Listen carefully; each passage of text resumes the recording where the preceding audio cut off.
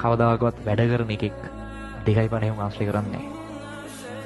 ඒකනේ කියන්නේ රාජලියෙක් වෙන්න ඕන නම් වහාම පාත්‍යව ආශ්‍රය කරන එක නතර කරන්න.